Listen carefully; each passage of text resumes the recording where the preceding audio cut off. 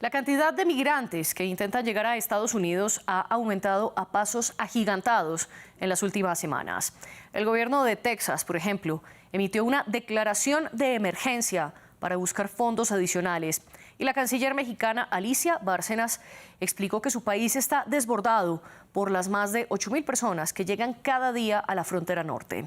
Más hacia el sur, la crisis humanitaria aumenta en la ciudad mexicana de Tapachula, cerca de la frontera con Guatemala, mientras que el Servicio Nacional de Migración de Panamá estima que en lo que va del año el promedio diario de personas que cruzan por la peligrosa selva del Darién es de 1.400 individuos, un número que nunca antes se había visto en este país. Manuela Cano hizo el siguiente reporte sobre cuáles son los puntos álgidos de los cruces migratorios hacia Estados Unidos. La migración en el continente americano parece no tener techo y la situación en múltiples puntos críticos enciende las alarmas. Son 2.000 los cruces diarios por el tapón del Darién. Según cifras del Servicio Nacional de Migración de Panamá, en lo que va del 2023, cerca de 400.000 migrantes han cruzado por la peligrosa frontera entre Colombia y Panamá. Los testimonios de migrantes luego de su travesía delatan las amenazas que soportan las personas que se embarcan en el camino hacia el norte. Demasiado dura. No, es como la cuentan, dicen un infierno y en verdad sí es un infierno. Muy duro en verdad. La ruta es tan arriesgada que los migrantes han optado por otros caminos y Nicaragua comienza a volverse una alternativa plausible. Cuba a Nicaragua y de Nicaragua cogimos por la travesía normal. La situación en Tapachula, ciudad fronteriza entre Guatemala y México, también genera preocupación. Con multitudes aguardando por un permiso para continuar su camino y un sistema de acogida de refugiados a punto del colapso. Lo que está ocurriendo es que estamos rompiendo el sistema de asilo. La Comar fue creada, como les dije hace un momento, para atender a esas personas que realmente huyen de su país por un temor fundado de persecución. Más al norte, el panorama en 3 puntos resulta alarmante para las autoridades estadounidenses. Miles de migrantes intentan cruzar a San Diego, California, y a las ciudades texanas de El Paso e Eagle Pass. Ante dicho panorama, la Organización Internacional para las Migraciones lanzó un llamado urgente a los gobiernos de Centroamérica y México a abordar las necesidades humanitarias inmediatas que se derivan de esta ola migratoria. Y en medio de este contexto, cientos de migrantes viven situaciones inhumanas. Por ejemplo, tienen que enfrentar boyas con hojas de sierra. A veces son lanzados al río y obligados a retornar a sus países. ¿Qué pasa entonces con el derecho al asilo? ¿Y cómo enfrentar el repunte de migración? Para discutirlo en el debate nos acompaña Thomas Kennedy, vocero de la Coalición de Inmigrantes de la Florida y quien se conecta desde Miami. En Ciudad de México está Ricardo Peralta Saucedo, catedrático de la Facultad de Derecho de la UNAM y ex subsecretario de Gobernación. Actualmente es el coordinador nacional de la Alianza Patriótica por la 4T, una asociación civil fundada en 2020 sin fines de lucro, que trabaja todos los días para consolidar el proyecto de nación del presidente Andrés Manuel López Obrador. A los dos les doy la bienvenida a nuestro programa y a quienes nos están viendo les recuerdo que pueden seguirnos en todas nuestras cuentas de redes sociales. Nos encuentran como @France24-ES y pueden comentar este programa con el hashtag #ElDebateF24. También tendremos el debate a través de nuestro canal de YouTube y los pueden escuchar en Apple Podcasts, Spotify, Deezer y TuneIn. Tomás, comienzo con usted. ¿Cómo entender el repunte de migración que está ocurriendo en este momento? ¿A qué se debe? Bueno, es simple realmente. Hay riqueza y oportunidad y falta de mano de obra en los Estados Unidos y hay, francamente, pobreza, peligro y represión política en algunos países latinoamericanos y eso está creando presión migratoria hacia el norte y estamos viendo presión migratoria a niveles que no hemos visto en años.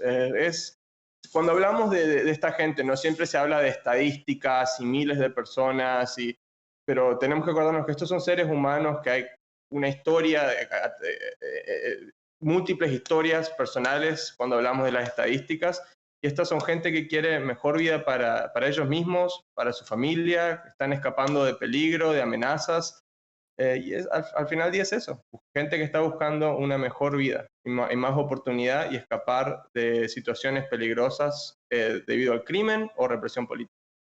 Usted bien lo dice, al fin del cuento son personas que están intentando mejorar su vida.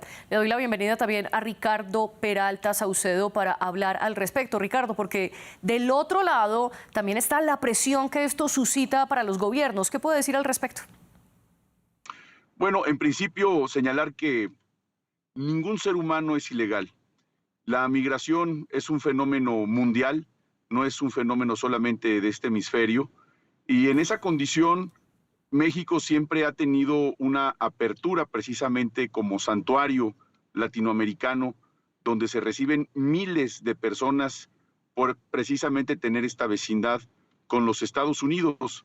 Esta migración en su principio en nuestro país es legal. Cuando inició esta enorme migración desde los años 40, con quienes incluso se les denominaron braceros y se les llamaban braceros, porque cruzar el río Bravo, que es el que colinda con la frontera sur de los Estados Unidos y nuestro país, utilizaban precisamente las brazadas para cruzar mojados hacia los Estados Unidos, pero fue legal en su oportunidad porque había visas de trabajo que eventualmente fueron ocupadas en la posguerra, en la posguerra de la Segunda Guerra Mundial. Pero lo que ahora vemos no solamente es este flujo migratorio, sino que también México ha tenido los brazos abiertos para nuestros hermanos centroamericanos, donde no pueden necesariamente llegar a los Estados Unidos. Sin duda crean un conflicto social y económico tanto en la frontera norte de nuestro país como en la frontera sur con este paso, pero México también se ha caracterizado por ser un santuario, por ser un lugar donde los migrantes son aceptados por la población mexicana, a pesar precisamente de estas carencias que pueden llegar a tener en condiciones infrahumanas, porque la gente no migra a otro país por condiciones turísticas, migran por necesidad, migran por la problemática en sus países, sin duda la problemática de la violencia, la problemática de la pobreza, de la falta de empleo, Sí. pero ha habido una campaña intensiva en nuestro país para que no busquen el sueño americano, que no necesariamente es satisfactorio. El uso de los trenes de carga, que le llaman la bestia, que va desde el sur de México hasta el norte, resulta ser caótico y sumamente peligroso, además de enfrentarse a los distintos retos que hay en nuestro país, como la violencia, el crimen organizado, por lo cual no es recomendable visitar estos lugares en esas condiciones por el peligro que representa la migración y sobre todo la migración de muchos niños que viajan solos. Sí, usted hablaba que México ha sido un santuario para los migrantes en América Latina. Sin embargo, si esto es así, le quiero preguntar, Ricardo, ¿por qué entonces hay miles de personas varadas en Tapachula, en el estado de Chiapas, al sur de México, que no cuentan con documentos? Bueno, porque precisamente la migración es de indocumentados. La gente que viene de paso a nuestro país buscan llegar a la frontera norte. En nuestro país se les dan atenciones humanitarias precisamente en cumplimiento de los tratados y acuerdos internacionales de los que México es parte, y la migración en nuestro país no se considera un delito. El tener la ausencia de un documento no hace ni criminaliza una conducta donde están escapando de la pobreza y donde están buscando mejores derechos, y México lo ofrece. Sin embargo, esto es un llamado a los países centroamericanos y sudamericanos para que traten de tener lo necesario para resolver las condiciones mínimas de derechos humanos en favor de todas esas personas que están huyendo de su patria, que están dejando a su gente, que están dejando su idioma, que están dejando su comida, sus amores, y que buscan estar en los Estados Unidos precisamente buscando una mejor calidad de vida. En México, al hablar de santuario, me refiero que es un santuario también de respeto a los derechos humanos, donde nunca vamos a tener un muro, nunca vamos a tener boyas con navajas violentando y poniendo en riesgo la integridad física de las personas. Por el contrario, la gente que viene a nuestro país tradicionalmente siempre ha sido bien recibida, es un lugar de refugio, pero evidentemente se crea también un conflicto económico, un conflicto social, el hacinamiento de las personas también es un conflicto. Sin embargo, México se ha caracterizado por ser un país donde todas las personas que vienen son recibidas como hermanos latinoamericanos. Es un problema continental, no es un problema de un solo país. La pobreza y la persecución y por supuesto la presencia de la violencia desafortunadamente es una condición de América Latina que sin duda tenemos que resolver también continentalmente. Tomás, usted que trabaja con migrantes de manera constante, esta afirmación que hace Ricardo de que se respetan los derechos humanos de estas personas, ¿usted está de acuerdo o no? En parte sí, en parte no. El gobierno mexicano ha hecho cosas buenas en términos de la migración, pero también ha hecho cosas malas. Y es más, la semana pasada el gobierno de México entró en un acuerdo con los Estados Unidos para deportar a migrantes de sus ciudades fronterizas y establecieron más de una docena de acciones para bloquear acceso a inmigrantes para cruzar por su frontera sureña con Centroamérica, bloqueándole acceso a líneas de trenes y cosas así. Y hemos visto desde la época de Trump y antes de la época de Trump que nosotros lo llamamos que la frontera de Estados Unidos se mueve al sur, ¿no?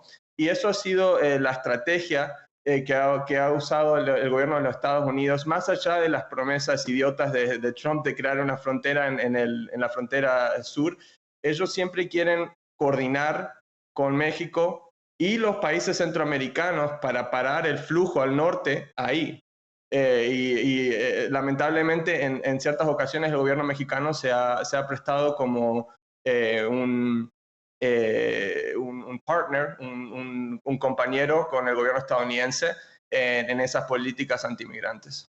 Y en esa alianza, Tomás, ¿hay una afectación a la soberanía mexicana o de ninguna manera? ¿En qué sentido? En el sentido que se está trasladando la política migratoria estadounidense a suelo mexicano. Sí, claro. Bueno, todo son acuerdos entre estos dos gobiernos, ¿no? Pero bueno, ahora estamos viendo que, por ejemplo, si uno mira el debate republicano ayer para la primaria presidencial, estamos viendo que candidatos republicanos que aspiran a la presidencia, incluido el que va adelante en las encuestas, que es el expresidente Donald Trump, están amenazando con incursiones militares adentro de México sin el permiso del gobierno mexicano, que podría constituir un acto de guerra, ¿no?, para combatir los carteles y la inmigración autorizada, algo que en mi opinión es una locura, ¿no? Y no creo que vaya a pasar, pero uno nunca sabe en este país, la verdad. Ricardo, ahora quiero ir con usted sobre que podamos hablar sobre la situación que enfrentan los migrantes en el río que usted ya mencionó, el río Bravo, como le llaman del lado mexicano, o Río Grande, como le llaman en Estados Unidos. Y es que este río es fundamental, ya que de los 3.152 kilómetros que comparten México y Estados Unidos de frontera, casi la mitad son cubiertos precisamente y atravesados por este río. Y en el paso de Eagle Pass del lado de Texas o de Piedras Negras del lado mexicano, en este río es donde el gobierno republicano del estado de Texas, de Greg Abbott, puso unas boyas con lo que usted ha llamado sierras alrededor, y estas boyas miden más de 350 metros para impedir esto. Entonces, ¿estas boyas permanecen, no permanecen? ¿Y cuál es la situación de estos migrantes que en tiempos de verano tienen que soportar temperaturas que suben a los 40 grados centígrados sin tomar agua? Bueno, sin duda son medidas totalmente contrarias a los derechos humanos, insisto. La gente que cruza el río y que lo hace a través de otras formas de hacerlo, a través de vía terrestre, por vehículos, etcétera, pues el hecho de que hayan puesto esas boyas, que tengo entendido que las han empezado a retirar precisamente por la observación de organizaciones que defienden a los derechos humanos, tanto de Estados Unidos como de México, precisamente porque no solamente son crueles, van totalmente en contra de los tratados y acuerdos internacionales. Pareciera que fueran una forma de minas, como si nos encontráramos en un estado de guerra, y eso creo que no solamente es un exceso, es una violación flagrante a los derechos humanos de los migrantes. Y quiero insistir que México no solamente ha correspondido con los hermanos latinoamericanos, y no de ahora, de siempre, precisamente por esta condición que conocemos perfectamente bien, porque obviamente también el pueblo mexicano ha sido un pueblo migrante hacia los Estados Unidos tradicional e históricamente, y no podríamos hablar de otra cosa de lo que no conocemos. Y aquí sí difiero de lo que dice el otro panelista, que está mencionando de que México ha hecho una especie de sociedad en esta materia. Por el contrario, México, como nunca antes, el gobierno del presidente López Obrador es un gobierno soberanista, respetuoso del derecho internacional y bajo ninguna circunstancia se ha permitido que ningún gobierno, ni uno solo, intervenga en las decisiones públicas de México. En México hay una política migratoria de respeto a los derechos humanos, de cuidado hacia los migrantes. Evidentemente también cuando existen estas condiciones donde hay hacinamiento de estas personas y algunos de ellos incluso llegan a permanecer en territorio nacional, algunos de ellos han sido regularizados en su documentación, ya tienen empleo en México. La invitación que se ha hecho a muchos de ellos es que se queden en el sureste de nuestro país con las enormes oportunidades de infraestructura que se están haciendo, como es el Tren Maya, como es la construcción del paso interoceánico que va desde el Pacífico hasta el Golfo de México, entre otras muchas actividades laborales que eventualmente han hecho que se le cambie la vida a la gente que migra. Pero evidentemente los Estados Unidos están en su derecho también de permitir o no que la gente migre a su país en virtud de los tratados y acuerdos internacionales y tienen todas las condiciones y las facultades para decir que entren o no a su territorio. Sí. Por lo que hace a México, México ha sido completamente respetuoso de los derechos humanos. Rechazamos como mexicanos cualquier acción en contra de los migrantes y de cualquier persona a través de medidas como el uso de boyas con este tipo de sierras que sin duda ponen en riesgo no solamente la integridad física, sino incluso la vida de las personas que migran. Tomás, ¿y qué responde usted a lo que dice Ricardo, que muchos migrantes han sido regularizados en suelo mexicano y a su invitación a que se queden en el sureste del país? Sí, como dije, México ha hecho cosas buenas y ha hecho cosas malas, pero en nuestra opinión este tratado que se negoció el viernes pasado en la ciudad de Juárez, cualquiera que esté mirando esto puede buscarlo en la internet, no estoy mintiendo, es verdad, están trabajando con ICE, Immigration and Customs Enforcement, que es una agencia estadounidense que enforza la ley migratoria para deportar personas centroamericanas a sus países de ciudades norteñas de México. Y es más, el acuerdo fue anunciado con oficiales americanos y oficiales mexicanos en la ciudad de Juárez, y hasta había oficiales de Ferromex, que es el operador de trenes más grande de México, que fueron parte de las reuniones, como les dije, para poner estas docenas de acciones para evitar que migrantes usen los ferrocarriles y las líneas de trenes para cruzar desde el Centroamérica hasta, por territorio mexicano hasta Estados Unidos. Y precisamente, en efecto, está este acuerdo entre el INM y Ferromex, como usted bien lo mencionó, y dentro de esto también estuvo precisamente el ICE o también la protección fronteriza de Estados Unidos. Ricardo, ¿qué responde usted ante esto? ¿Hay una alianza o no? ¿Hay una sincronía sobre la postura de qué hacer con los migrantes entre Estados Unidos y México, al que usted sigue defendiendo como un aliado de los migrantes? Bueno, yo lo que le puedo decir es que hay una confusión seguramente del panelista, porque Ferromex es una empresa privada, es una concesionaria del uso de vía precisamente del ferrocarril, y se suspendieron las rutas precisamente por esta condición, pero no necesariamente para que no crucen a la frontera de los Estados Unidos, porque incluso ese tren no puede cruzar con migrantes a los Estados Unidos. Ese tren llega a la frontera de México con Estados Unidos y se está evitando precisamente por los accidentes que ocurren a bordo de este tren que se le denomina La Bestia. No sé si está él enterado, pero ha habido accidentes muy desafortunados donde suele haber gente que se le cortan las piernas, se le cortan los brazos, llegan a perder la vida precisamente al caer de este tren, porque lo toman, el tren no para, lo toman cuando el tren va andando, se suben al tren y muchos de ellos caen y son atrapados en las ruedas del tren, y desafortunadamente ocurre lo que ya mencioné. Se les llegan a cortar los brazos, cualquiera de sus miembros superiores e inferiores, y precisamente por esta ola migrante numérica, como nunca antes había ocurrido en los últimos años, pues precisamente se detuvo para evitar que tuvieran estos accidentes. Ese acuerdo fue un acuerdo humanitario, está vivo y tiene que ver precisamente para salvaguardar la integridad física de todas las personas que están migrando desde el sur de nuestra frontera hasta la frontera norte, no a los Estados Unidos. Ahí está llegando la gente, se está manteniendo.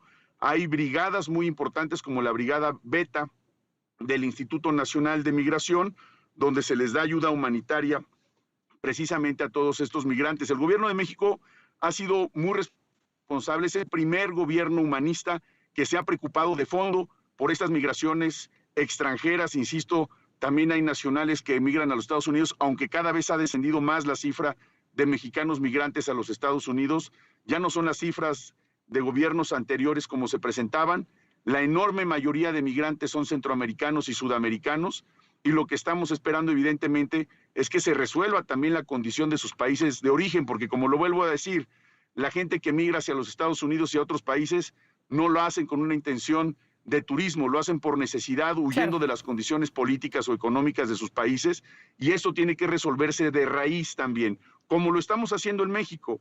En México los programas sociales Ricardo, y la activación económica fortalecen nuestro país y esta postura. Sí. Lo voy a interrumpir para hacerle una pregunta sobre algo que mencionaba Tomás previamente, y él afirmaba que la frontera se está moviendo hacia el sur, que ya no solo hay este cruce de migrantes o estos enfrentamientos, por decirlo de alguna manera, en la frontera entre México y Estados Unidos, sino entre México y Guatemala. ¿A qué se debe, según usted, Ricardo, que se mueva esta frontera hacia el sur? Sí, y quiero... Pues no es que se mueva, obviamente. Le pregunto a Ricardo y luego vamos con Tomás. Ricardo. Muchas gracias. Bueno, evidentemente, pues el país que colinda hacia el sur con México, pues evidentemente es Guatemala. No es que se haya movido la frontera hacia el sur. Nosotros no tenemos un muro que evite el paso de personas a nuestro país. Tenemos fronteras legales, que son los pasos migratorios desde Chiapas, precisamente en la frontera con Tapachula.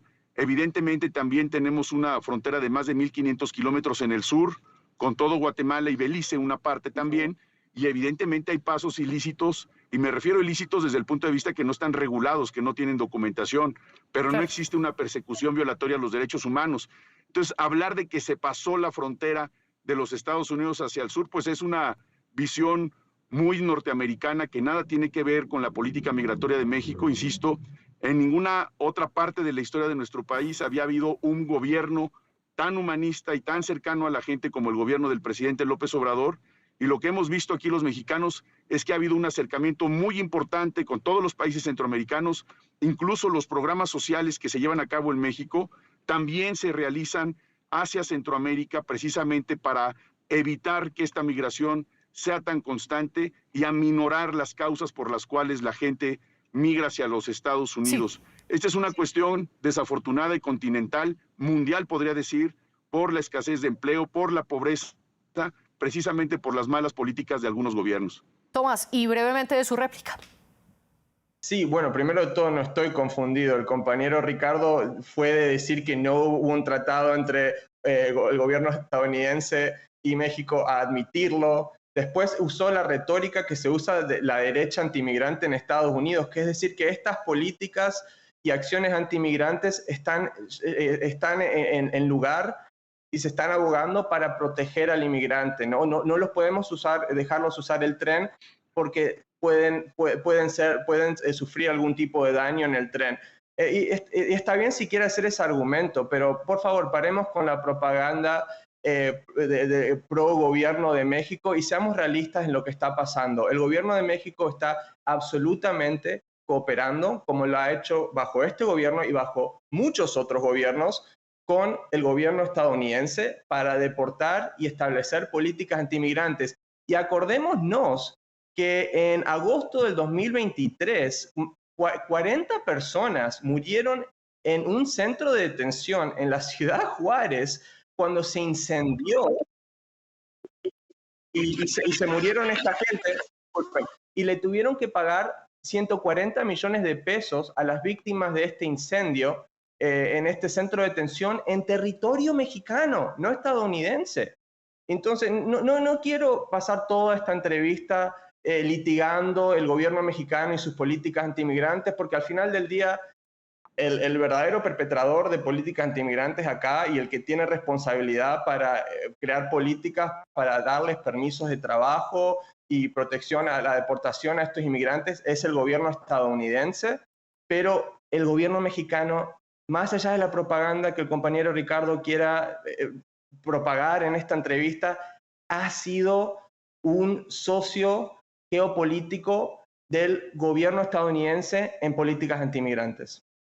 Ustedes estaban hablando de Ciudad Juárez, que queda en la frontera norte. Yo quiero que ahora nos refiramos a cuál es la situación que enfrentan los migrantes hoy por hoy en la frontera sur mexicana, que es la que colinda con Guatemala. Tomás, y le pregunto específicamente por Tapachula y por la militarización del gobierno de Andrés Manuel López Obrador, que muchas veces ha desplegado en esta frontera. ¿Qué está pasando en términos de seguridad allí? Lo cubrimos durante el principio de la entrevista. Hay miles y miles de inmigrantes que están tratando de pasar a territorio estadounidense por esa parte fronteriza, y el gobierno de Manuel López Obrador ha usado medidas militarizadas y antimigrantes en conjunto, en asociación con el gobierno estadounidense, para parar este flujo migratorio. Porque es como te dije, el gobierno estadounidense siempre está tratando de parar el flujo migratorio antes de que llegue a la frontera sur de este país. Y no solo se han asociado en esto con el gobierno mexicano, pero con muchos gobiernos centroamericanos y hasta suramericanos. Ricardo, ¿y cuál es su postura sobre lo que pasa en Tapachula? Pues yo quiero invitar al compañero Tomás que conozca México, porque es muy cómodo hablar desde la información que se da en Internet, desde la comodidad de una computadora, desde la comodidad de quien no tiene la necesidad de emigrar por las condiciones por las que emigran los latinoamericanos, cuando se tiene la comodidad de una oficina, de un salario, de tener una ciudadanía en los Estados Unidos. Sí, pero la mayoría de la gente que va no tiene las condiciones de comodidad que tú tienes, ni tiene la comodidad del aire acondicionado, no tiene ni las condiciones de Internet, ni estar con una visión muy limitada de lo que pasa en nuestro país. Yo te invito a que conozcas la frontera sur, que conozcas la frontera de México, para poder hablar con realidad y no simplemente tener fuente de información el Internet. Mucha gente y millones de mexicanos también son migrantes, agradecen al gobierno de los Estados Unidos y agradecen al gobierno de México por el trato que se les ha dado de respeto. Y les quiero decir que la condición del gobierno de México ha utilizado la Guardia Nacional, que no es ni tiene condiciones militares, es una guardia civil, así lo dice la Constitución, y evidentemente, pues si ustedes ven el Internet como única fuente de información, pues no solamente es una información sesgada, sino totalmente equivocada, e insisto, desde la comodidad de un escritorio, de una computadora, del aire acondicionado, más allá del pasado o no migrante, la realidad de millones de personas que llegan a los Estados Unidos y principalmente a nuestro territorio es muy distinta que la fuente de información, y no conocer la realidad, pues habla precisamente del desconocimiento de lo que viven, de lo que sucede en nuestro país, y evidentemente pues yo dejo abierta esta invitación a Tomás para que pueda visitar estas regiones. Yo lo llevo personalmente, yo sí conozco a pie toda la frontera, sí conozco las estaciones migratorias, conozco la situación de los migrantes que vienen de varias partes del mundo hacia nuestro país, y conozco también esa relación bilateral que se tiene con muchos países del mundo, no solamente con los Estados Unidos, precisamente en el cumplimiento de los tratados y acuerdos internacionales en materia de migración. Tomás, ahora sí su réplica, pero para adicionarle una de las preguntas, y es, también se ha hablado de la presión que tienen los sistemas de gobierno al recibir tantos migrantes que literalmente, como lo dijo la canciller Bárcenas, y en esto la cito, ya no dan abasto. ¿Cómo hacer entonces, Tomás? Sí, y quiero primero de todo responder al compañero. He visitado México, hermoso país, he ido 2 veces, me gustaría ir de nuevo, si tal vez acepto la invitación. De turismo vienen millones de personas de turismo. Yo te invito a que vayas a la lucha social. Sí, Ricardo, dejémoslo hablar. Tomás, adelante. Yo emigré a los Estados Unidos de forma no autorizada. Estuve indocumentado en este país por 20 años. Mi familia estuvo indocumentada por 20 años. Mi papá es un albañil, un trabajador de construcción, y mi mamá fue trabajadora doméstica y niñera. Somos personas de clase trabajadora, tuvimos riesgo de deportación, y hago este trabajo por mi propia experiencia. Y es lamentable que resorte a atacarme personalmente o baje el nivel de este debate, como lo hizo en su anterior respuesta.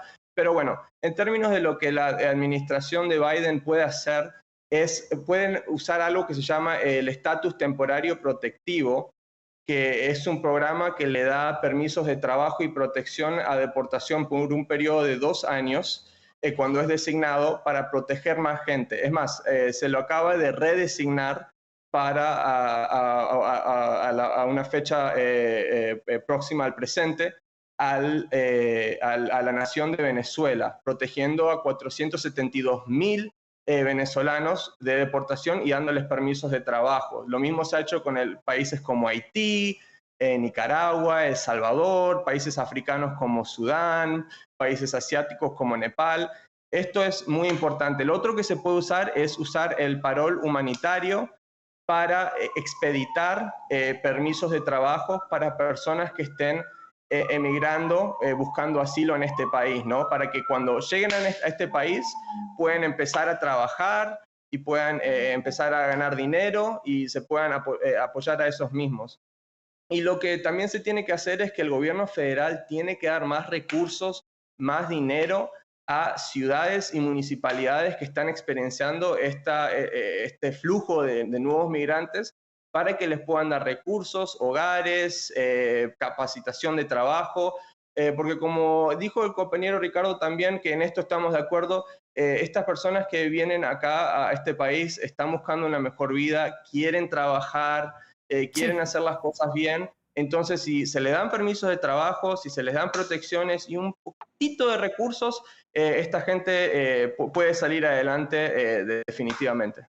Ricardo, y muy brevemente, Tomás, hacía un panorama de lo que ocurre financieramente en Estados Unidos. ¿En México tiene la capacidad el gobierno federal para apoyar a los migrantes o no?